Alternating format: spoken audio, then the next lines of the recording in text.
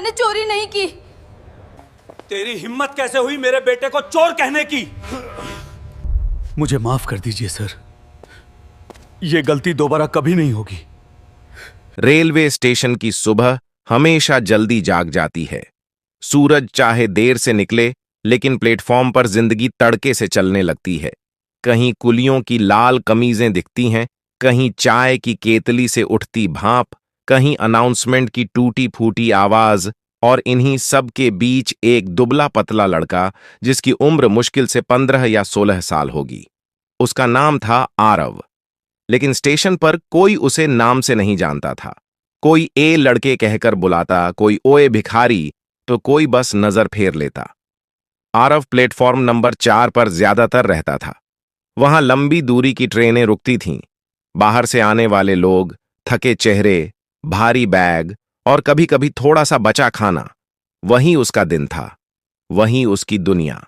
उसने एक फटी सी शर्ट पहन रखी थी जो शायद कभी किसी बड़े आदमी की रही होगी। पैंट का एक सिरा हमेशा घिसा रहता था। पैरों में चप्पलें नहीं थीं। स्टेशन की ठंडी जमीन अब उसके पैरों की आदत बन चुकी थी। ठंड, गर्मी, पत्थर, सब। उसकी गर्दन में एक छोटा सा लॉकेट लटकता था, पीतल का, हल्का सा मुड़ा हुआ। वो लॉकेट कभी वह उतारता नहीं था। आरव भीख मांगते वक्त ज्यादा बोलता नहीं था। कुछ खाने को मिल जाए तो, बस यही एक लाइन। कुछ लोग सिक्का दे देते, कुछ लोग डांट देते, कुछ लोग ऐसे देखते जैसे वो दिखता ही नहीं। आज स्टेशन पर थोड़ी ज्यादा भीड़ थी। किसी ट्रेन के लेट होने की खबर थी। लोग झुंझलाए हुए थे, भूख, थकान और गुस्सा, तीनों एक साथ। आरव एक आदमी के पास रुका। आदमी ठीक ठाक कपड़ों में था, हाथ में मोबाइल था, शायद किसी से बात करके अभी अभी जेब में रखा था। साहब, थोड़ा खाना। आदमी ने उसे देखा, माथा सिकोड़ लिया। अभी नहीं। आरव हट गया। आदत थी। वो अगले डिब्बे की तरफ बढ़ा ही था कि अचानक पीछे से शोर उठा। अरे, मेरा फोन! भीड़ रुक गई। आवाज उसी आदमी की थी। यहीं रखा था, अभी तो यहीं था। लोग इधर उधर देखने लगे। किसी ने आरव की तरफ इशारा किया। वही लड़का था, उसी से मांग रहा था। किसी और ने कहा, भिखारी ही होते हैं ऐसे। आरव वहीं खड़ा रह गया। उसने कुछ नहीं किया था, लेकिन उसकी आंखों में डर उतर आया। मैंने नहीं लिया। उसकी आवाज बहुत धीमी थी। भीड़ में डूब गई। तभी खाकी वर्दी दिखी, मोटा शरीर, तनी हुई मूंछें, चमकता टकला। इंस्पेक्टर! उसने भीड़ को चीरते हुए आरव की बांह पकड़ ली। यही है चोर! आरव की कलाई पतली थी, इंस्पेक्टर की पकड़ भारी। फोन निकाल! आवाज में गुस्सा था, सवाल नहीं। मेरे पास कुछ नहीं है। आरव कांप रहा था। चल थाने में।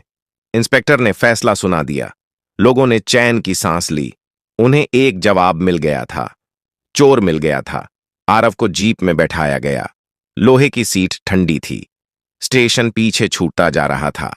आरव ने पहली बार महसूस किया, भीख मांगना मुश्किल है, लेकिन बेगुनाह होना उससे भी ज्यादा। और उसे यह नहीं पता था कि कुछ ही देर में उसकी जिंदगी एक लॉकेट की वजह से पूरी तरह बदलने वाली है। पुलिस जीप जब स्टेशन से निकली तो आरव ने खिड़की से बाहर देखना छोड़ दिया। सड़कें उसे नई नहीं लगीं, लेकिन आज वे अलग थीं। आज वह आजाद नहीं था।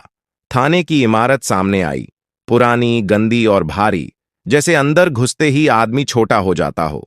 आरव को जीप से उतारा गया। इंस्पेक्टर ने उसका हाथ झटक कर छोड़ा। अंदर चल। थाने के अंदर एक अजीब सी गंध थी, पसीना, धूल, डर और पुरानी फाइलों की मिलीजुली। आरव ने कदम धीमे रखे। वह जानता था यहां ज्यादा बोलना ठीक नहीं। इंस्पेक्टर कुर्सी पर बैठ गया। टेबल पर डंडा रखा था। आरव को सामने खड़ा कर दिया गया। नाम? आरव। पूरा नाम? आरव चुप हो गया। उसके पास पूरा नाम नहीं था। इंस्पेक्टर हंसा। देखा, चोरी के साथ झूठ भी। मैंने फोन नहीं लिया साहब। आरव की आवाज कांप रही थी। तो फिर फोन गया कहां? इंस्पेक्टर ने मेज पर हाथ मारा। आरव के शरीर में झटका सा लगा। उसने सिर झुका लिया।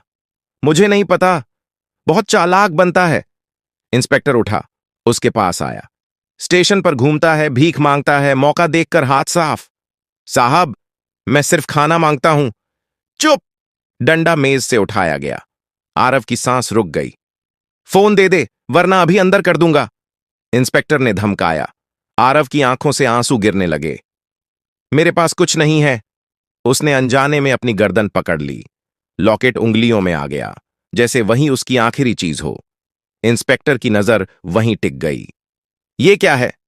उसने झटके से लॉकेट पकड़ा। आरव ने डर के मारे हाथ जोड़ दिए। साहब, वो मत लीजिए। क्यों? इंस्पेक्टर ने लॉकेट को पलटा। पीछे कुछ अक्षर खुदे हुए थे। इंस्पेक्टर ने पढ़ने की कोशिश की, फिर बेपरवाही से छोड़ दिया। नाटक मत कर। उसी वक्त थाने के बाहर हलचल हुई। एक सिपाही दौड़ता हुआ आया। साहब, डीएम साहब निरीक्षण के लिए आए हैं। इंस्पेक्टर सीधा हो गया। उसने जल्दी से डंडा रखा। ठीक है, बच्चे को अंदर बिठा दो। आरव को एक कोने में बैठा दिया गया। लोहे की बेंच, ठंडी, बेजान। कुछ ही मिनटों में थाने का माहौल बदल गया। सिपाही सीधा खड़े हो गए। फाइलें संभाली जाने लगीं। फिर दरवाजा खुला। एक गंभीर चेहरा अंदर आया। साफ कपड़े, सधी चाल, आंखों में ठहराव। डीएम साहब।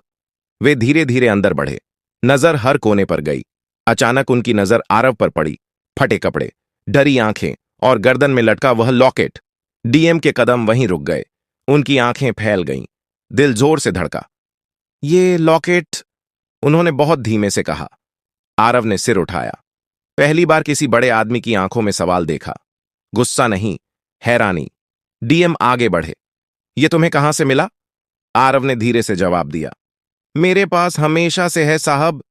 डीएम के हाथ कांप रहे थे। उन्हें अपनी आंखों पर भरोसा नहीं हो रहा था, क्योंकि यह वही लॉकेट था जो 15 साल पहले उनके बच्चे के गले में था। डीएम साहब कुछ पल वहीं खड़े रहे। थाने का शोर, फाइलों की आवाज, सिपाहियों की हलचल, सब जैसे उनके कानों तक पहुंच ही नहीं रहा था। उनकी नजर बस उस छोटे से लॉकेट पर टिकी थी जो आरव की पतली गर्दन में लटक रहा था। इसे उतार कर दिखाओ। आवाज शांत थी, लेकिन उसमें ऐसा वजन था कि इंस्पेक्टर भी बिना सोचे एक कदम पीछे हट गया। आरव ने डरते डरते लॉकेट उतारा। उसके हाथ कांप रहे थे। वह नहीं जानता था कि यह सवाल क्यों इतना जरूरी हो गया है। डीएम ने लॉकेट हथेली पर रखा। उसे उलटा पलटा। पीछे उभरे हुए अक्षर अब साफ दिख रहे थे। AR और नीचे एक छोटी सी खरोंच, आधे चांद जैसी। डीएम की सांस अटक गई। यह खरोंच उन्होंने खुद बनाई थी। उस रात जब अस्पताल के कमरे में पहली बार उन्होंने अपने बेटे को गोद में लिया था, डॉक्टर बाहर खड़े थे। उनकी पत्नी थकी हुई सो रही थी और वह, एक घबराया हुआ लेकिन खुश पिता, लॉकेट के पीछे नाखून से हल्का सा निशान बना बैठा था। ताकि पहचान रहे, उन्होंने तब हंसते हुए कहा था। अब वही निशान 15 साल बाद एक पुलिस थाने में एक भिखारी बच्चे के गले में। तुम्हारा नाम क्या बताया? डीएम ने फिर पूछा। आरव, लड़के ने कहा। डीएम की पलकों में हलचल हुई। उन्होंने इंस्पेक्टर की ओर देखा। इस बच्चे को क्यों बैठाया गया है? अब की आवाज औपचारिक थी। इंस्पेक्टर ने तुरंत कहा, साहब, रेलवे स्टेशन पर चोरी का शक है। एक आदमी का फोन गायब हुआ। शक? डीएम ने बीच में टोका। सबूत? इंस्पेक्टर एक पल चुप रहा। साहब, परिस्थितिजन्य। फोन बरामद हुआ? नहीं साहब। सीसीटीवी? अभी नहीं। डीएम ने सिर हिलाया। फिर आरव की तरफ देखा। यह लॉकेट तुम्हें किसने दिया? उन्होंने बहुत धीरे पूछा। आरव ने जवाब देने से पहले एक पल सोचा। एक दादी हैं साहब, उनके साथ रहता हूं। कहां रहती हैं? स्टेशन के पीछे, पुरानी गोदाम वाली झोपड़ी 2 में। उन्होंने क्या कहा था? आरव की आवाज और धीमी हो गई। कहां था? तुम्हें कूड़े के ढेर से उठाकर लाई थी। तुम रो रहे थे और यह लॉकेट तुम्हारे पास था। थाने में सन्नाटा पसर गया। डीएम ने आंखें बंद कर लीं, बस एक पल के लिए। उन्हें वो दिन याद आ गया जब अस्पताल से लौटकर घर आए थे और बच्चा गायब था। नर्स रो रही थी। पुलिस आई थी। शहर छाना गया था, लेकिन बच्चा नहीं मिला। उनकी पत्नी महीनों चुप रही थी, फिर बीमार रहने लगी, फिर अंदर से टूट गई। डीएम ने आंखें खोली। अब वे सिर्फ एक अफसर नहीं थे, वे एक पिता थे जिसे 15 साल बाद अपना खोया हुआ सच मिल गया था। उन्होंने इंस्पेक्टर की तरफ देखा। नजर ठंडी थी। आपने इस बच्चे को धमकाया? इंस्पेक्टर घबरा गया। नहीं साहब। डीएम ने लॉकेट आरव को वापस दिया, बहुत सावधानी से। डरो मत, उन्होंने कहा। अब कोई तुम्हें जेल में नहीं डालेगा। आरव कुछ नहीं बोला। उसने बस लॉकेट कसकर पकड़ लिया और पहली बार उसे लगा शायद यह लॉकेट सिर्फ धातु का टुकड़ा नहीं बल्कि उसकी पहचान है। डीएम साहब ने कुर्सी खींचकर बैठने का इशारा किया, लेकिन खुद खड़े रहे, जैसे बैठ जाना इस वक्त ठीक नहीं होता। इंस्पेक्टर, उनकी आवाज अब सपाट थी। आप बाहर जाइए। इंस्पेक्टर चौंका। साहब, लेकिन मैंने कहा बाहर। इस बार आवाज ऊंची नहीं थी, पर उसमें ऐसा दबाव था कि कोई बहस की गुंजाइश नहीं बची। इंस्पेक्टर बाहर चला गया। दरवाजा बंद हुआ। थाने के अंदर अजीब सी खामोशी फैल गई। डीएम ने आरव की तरफ देखा। डर लग रहा है? आरव ने सिर हिलाया। थोड़ा। ठीक है, डीएम ने कहा। डर यहां गलत नहीं है, लेकिन अब तुम सुरक्षित। तुम स्कूल गए हो कभी? डीएम ने पूछा। नहीं साहब, दादी कहती थीं पहले पेट भरना जरूरी है। डीएम ने हल्की सी सांस ली। उन्होंने घड़ी देखी, फिर सिपाही को बुलाया। एक टीम भेजो, उन्होंने कहा। स्टेशन के पीछे वाली झोपड़ी में उस बुजुर्ग महिला को सम्मान से यहां लाया जाए। सिपाही तुरंत निकल गया। आरव घबरा गया। साहब, दादी बीमार रहती हैं, उन्हें कुछ मत कहना। डीएम ने तुरंत उसकी तरफ देखा। कोई कुछ नहीं कहेगा, मैं वादा करता हूं। यह वाक्य बहुत छोटा था, लेकिन उसमें वह भरोसा था जो आरव ने कभी महसूस नहीं किया था। कुछ देर बाद इंस्पेक्टर को अंदर बुलाया गया। अब उसका चेहरा बदला हुआ था। आपने इस बच्चे को जीप में बैठाया? डीएम बोले, बिना किसी ठोस सबूत के। क्या यह सही है? इंस्पेक्टर ने गला साफ किया। साहब, स्टेशन पर दबाव था। भीड़ कानून नहीं होती। डीएम ने बात काटी। और नाबालिग के साथ पूछताछ के नियम आप जानते हैं। इंस्पेक्टर चुप हो गया। डीएम ने आगे कहा, तुरंत इस बच्चे को थाने के रिकॉर्ड से हटाया जाए। कोई एफआईआर नहीं, कोई एंट्री नहीं। जी साहब। आरव को समझ नहीं आ रहा था कि यह सब उसके लिए हो रहा है। कुछ देर बाद दरवाजा फिर खुला। एक दुबली पतली बुजुर्ग औरत अंदर आई, पीठ झुकी हुई, कपड़े साफ लेकिन बहुत पुराने। उसकी नजर सीधे आरव पर पड़ी। अरे बिट्टू! उसकी आवाज कांप गई। आरव उठकर उसकी तरफ भागा। दादी! डीएम ने यह दृश्य देखा।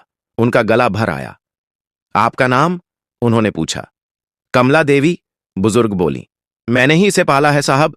डीएम ने बहुत धीरे से पूछा। 15 साल पहले? क्या आपने इसे कूड़े के पास पाया था? कमला देवी की आंखें भर आईं। हां साहब, भगवान की कसम, रोता हुआ मिला था, और इसके गले में यह लॉकेट था। डीएम की आंखें बंद हो गईं। अब कोई शक नहीं बचा था। उन्होंने खुद को संभाला, फिर बोले, आरव, मुझे तुमसे एक बहुत जरूरी बात करनी है। आरव ने उनकी तरफ देखा। डर अभी भी था, लेकिन उसके पीछे एक नई उम्मीद भी जन्म ले रही थी। और बाहर खड़ा इंस्पेक्टर यह समझ चुका था, यह मामला अब एक बच्चे का नहीं, उसकी वर्दी का हो चुका है। डीएम साहब ने कुर्सी खींची और इस बार खुद बैठ गए। सामने आरव था, बगल में कमला देवी। कमरे में मौजूद हर आदमी अब चुप था। आरव, डीएम ने धीरे से कहा, जो मैं अब कहने वाला हूं वो तुम्हारी जिंदगी बदल सकता है। आरव ने कुछ नहीं कहा। उसने बस दादी का हाथ पकड़ लिया। उसे आदत थी जब भी डर लगता था किसी अपने को पकड़ लेने की। डीएम ने जेब से रुमाल निकाला, एक पल के लिए आंखों पर रखा, फिर सीधे आरव की तरफ देखा। 15 साल पहले उन्होंने कहना शुरू किया, मेरा एक बेटा खो गया था। कमला देवी की पकड़ ढीली पड़ गई। आरव ने चौंक कर डीएम को देखा। अस्पताल से? डीएम बोले। उसी रात जब वह पैदा हुआ था। थाने की दीवारें जैसे और पास आ गईं। हर शब्द भारी था। हमने हर जगह ढूंढा, पुलिस, रिश्तेदार, शहर, लेकिन कुछ नहीं मिला। डीएम की आवाज पहली बार टूटी। मेरी पत्नी आज भी उसी दिन में जीती है। आरव को कुछ समझ नहीं आ रहा था, लेकिन उसका दिल तेज धड़कने लगा। डीएम ने लॉकेट की ओर इशारा किया। यह लॉकेट मैंने खुद अपने बेटे के गले में पहनाया था। कमला देवी की आंखों से आंसू बहने लगे। साहब, मैंने कभी कुछ छुपाया नहीं, मुझे पता है, डीएम ने तुरंत कहा। आपने एक बच्चे की जान बचाई। फिर उन्होंने आरव की तरफ देखा। अब कोई प्रशासनिक दूरी नहीं थी। आरव, उन्होंने कहा, तुम वही बच्चा हो। कमरा सन्न रह गया। आरव की सांस अटक गई। मैं, शब्द गले में फंस गया। हां, डीएम ने सिर हिलाया। तुम मेरे बेटे हो। आरव को लगा जैसे जमीन हिल गई हो। उसने दादी की तरफ देखा, फिर डीएम की तरफ। तो फिर आप? वाक्य पूरा नहीं हुआ। डीएम उठ खड़े हुए। पहली बार उन्होंने खुद को रोने दिया। मैं तुम्हारा पिता हूं। कमला देवी फूट फूट कर रोने लगी। भगवान, आज सच सामने आ गया। आरव की आंखें सूखी थीं। उसके भीतर सब कुछ एक साथ टूट और जुड़ रहा था। तो मैं भीख क्यों मांगता था? उसने अचानक पूछा। सीधा सवाल, बिना शिकायत। डीएम ने सिर झुका लिया। क्योंकि मैं वहां नहीं था। यह जवाब किसी अदालत में दर्ज नहीं हुआ, लेकिन वह सबसे सच्चा था। कुछ देर कोई नहीं बोला। फिर डीएम ने खुद को संभाला। इंस्पेक्टर की तरफ देखा। आप जानते हैं, उन्होंने कहा, इस बच्चे को धमकाना किस श्रेणी में आता है? इंस्पेक्टर की आवाज कांप रही थी। जी साहब, आपको तत्काल प्रभाव से निलंबित किया जाता है।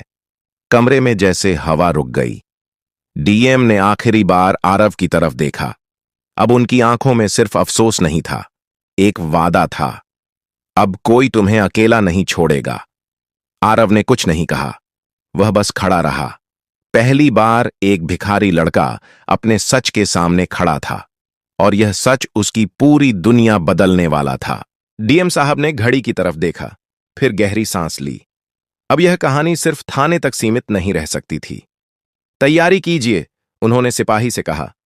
हमें घर जाना है। आरव चौंक गया। किसके घर? डीएम ने उसकी तरफ देखा। आवाज धीमी थी, लेकिन साफ। तुम्हारी मां के पास। यह शब्द सुनते ही आरव की उंगलियां सख्त हो गईं। मां।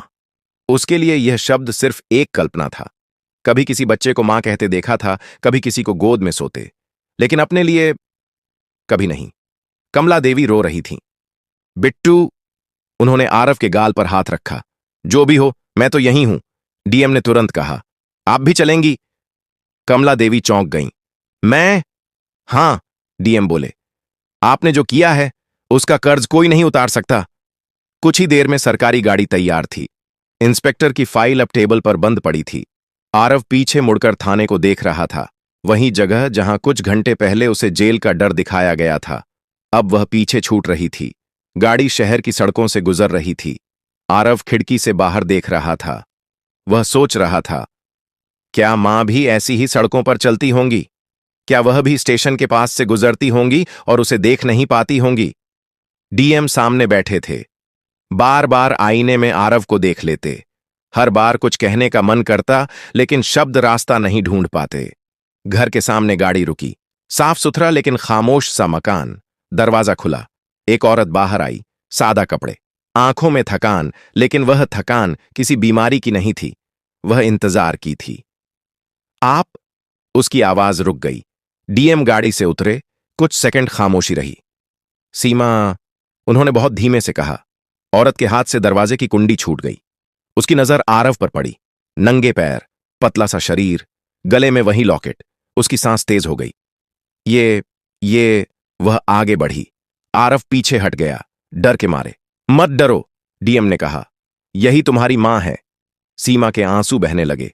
वह आरव के सामने घुटनों पर बैठ गई। मेरा बच्चा! उसकी आवाज टूट गई। आरव ने पहली बार किसी औरत को उसके लिए रोते देखा। उसने कुछ नहीं कहा, बस खड़ा रहा। सीमा ने कांपते हाथों से उसके गाल छुए, जैसे यकीन करना चाहती हो कि वह सपना नहीं है। मैं रोज मंदिर जाती थी, वह रोते हुए बोली, बस यही मांगने कि तू जिंदा हो। आरव की आंखों में पानी भर आया, लेकिन वह रोया नहीं। उसने सिर्फ इतना पूछा, क्या आप सच में मेरी मां हैं? सीमा ने सिर हिलाया। हां बेटा, बहुत देर से। उस पल किसी कागज की जरूरत नहीं थी, किसी जांच की नहीं। एक मां की आंखें सबूत से ज्यादा सच्ची थीं, और आरव को पहली बार लगा, शायद अब उसे भी किसी के पास लौटने का हक है। घर के अंदर का सन्नाटा बाहर से ज्यादा गहरा था। दीवारों पर लगी तस्वीरें सालों से एक ही जगह टंगी थीं। एक मुस्कुराता बच्चा, गोद में उठाए एक आदमी, और पास खड़ी एक औरत। तस्वीर के नीचे तारीख लिखी थी, 15 साल पुरानी। आरव उस तस्वीर को देखता रहा। उसे समझ नहीं आ रहा था कि वह उसमें है या वह कोई और बच्चा था जिसकी जिंदगी उससे छिन गई। सीमा ने पानी का गिलास पकड़ाया। आरव ने लिया, लेकिन पी नहीं पाया। हाथ कांप रहे थे। डीएम पास खड़े थे। आज उनके कंधों पर सिर्फ पद नहीं था, पिता होने का बोझ था। मैंने तुम्हें ढूंढना कभी छोड़ा नहीं, उन्होंने कहा। लेकिन सच ये है कि मैंने खुद को भी खो दिया था। आरव ने उनकी तरफ देखा। आवाज में न गुस्सा था न इल्जाम, बस एक सवाल। अगर मैं आज नहीं मिलता तो? डीएम ने जवाब देने में देर की। तो यह जिंदगी मेरी सबसे बड़ी हार होती। कमला देवी चुपचाप एक कोने में बैठी थीं। सीमा उनके पास आई। आपने मेरे बच्चे को पाला, सीमा बोली। आप सिर्फ उसकी दादी नहीं, आप उसका सहारा हैं। कमला देवी रो पड़ी। मैंने बस इतना किया कि उसे मरने नहीं दिया। डीएम ने फैसला कर लिया था। आप यहीं रहेंगी। कमला देवी चौंक गईं। लेकिन साहब। अब साहब नहीं, डीएम बोले। अब आप परिवार हैं। उस रात आरव को अलग कमरा दिया गया। नया बिस्तर, साफ चादर, खिड़की से आती हल्की हवा, सब कुछ अच्छा था। फिर भी नींद नहीं आ रही थी। वह उठकर खिड़की के पास बैठ गया। स्टेशन की आवाजें दूर से आ रही थीं। सीटी, पहियों की आवाज, जैसे पुरानी जिंदगी उसे बुला रही हो। दरवाजे पर हल्की दस्तक हुई। डीएम अंदर आए, बिना वर्दी, बिना रुतबे। मैं बैठ सकता हूं? उन्होंने पूछा। आरव ने सिर हिलाया। कुछ देर दोनों चुप रहे। मुझे नहीं पता, डीएम बोले। तुम मुझे कब पिता मानोगे? या मानोगे भी या नहीं? आरव ने पहली बार उन्हें ध्यान से देखा। उनकी आंखों में डर था, उसी तरह का डर जो स्टेशन पर उसके भीतर रहता था। आप चले तो नहीं जाएंगे? आरव ने पूछा। यह सवाल किसी जांच रिपोर्ट में नहीं था, लेकिन सबसे जरूरी था। डीएम ने बिना रुके कहा, नहीं। कसम? डीएम ने सिर हिलाया। जिंदगी भर। आरव ने कुछ नहीं कहा, लेकिन उसने खिड़की से बाहर देखना बंद कर दिया। अगली सुबह स्कूल की बात हुई, इलाज की, कागजों की, सब कुछ धीरे धीरे, क्योंकि कुछ जख्म एक दिन में नहीं भरते। और कहीं ना कहीं एक भिखारी लड़का अब सीख रहा था कि भरोसा कैसा महसूस होता है। सुबह की धूप कमरे में धीरे धीरे फैल रही थी। आरव जाग चुका था। आदत थी, स्टेशन पर सूरज निकलने से पहले उठना जरूरी होता था। लेकिन आज न सीटी की आवाज थी, न भीड़ का धक्का। आज सिर्फ शांति थी, अजीब सी, नई। वह बिस्तर से उतरा। पैर जमीन पर पड़े तो उसे ठंड नहीं लगी। यह एहसास भी नया था। बाहर हॉल में सीमा बैठी थी, हाथ में चाय का कप। उसे देखते ही उठ खड़ी हुई। सो गया था ठीक से? उसने पूछा। आरव ने सिर हिलाया, फिर रुककर बोला, थोड़ा। सीमा मुस्कुराई। उस मुस्कान में राहत थी, डर भी, और बहुत सारी अधूरी सालों की भरपाई भी। कमला देवी तुलसी के पास बैठी थीं, माला फेरते हुए, जैसे भगवान से कह रही हों, अब हिसाब बराबर हो गया। डीएम अखबार पढ़ रहे थे, लेकिन नजर कागज पर नहीं थी। वे आरव को देख रहे थे। आज स्कूल चलें? उन्होंने पूछा। आरव चौंका। आज? हां, डीएम बोले। आज से। आरव कुछ नहीं बोला। उसने लॉकेट को उंगलियों में दबा लिया, फिर बहुत धीमे से कहा, अगर मुझे डर लगा तो? डीएम ने अखबार रख दिया। तो लौट आना, डर के साथ भी लौट सकते हो। स्कूल के गेट पर बस रुकी। बच्चों की आवाजें, हंसी, शोर। आरव के कदम रुक गए। सीमा ने उसका हाथ पकड़ा। भागना नहीं, उसने कहा। अब नहीं। आरव ने गहरी सांस ली और आगे बढ़ गया। कक्षा में जब टीचर ने नाम पूछा, उसने साफ आवाज में कहा, आरव। किसी ने नहीं पूछा, कहां से आया, क्यों आया। बस इतना काफी था। शाम को डीएम ऑफिस से लौटे तो थके थे, लेकिन हल्के भी। आरव उनके पास आया। आज मुझे पढ़ना अच्छा लगा। डीएम कुछ नहीं बोले, बस सिर पर हाथ रखा। रात को खाना एक साथ हुआ, धीरे धीरे, बिना किसी जल्दबाजी के। सोने से पहले आरव ने पहली बार लॉकेट उतारकर टेबल पर रखा। उसे अब डर नहीं था कि पहचान खो जाएगी, क्योंकि पहचान अब किसी चीज से नहीं, किसी के होने से थी। अगले दिन अखबार में एक छोटी सी खबर छपी। रेलवे स्टेशन पर चोरी के आरोप में पकड़ा गया नाबालिग निर्दोष पाया गया।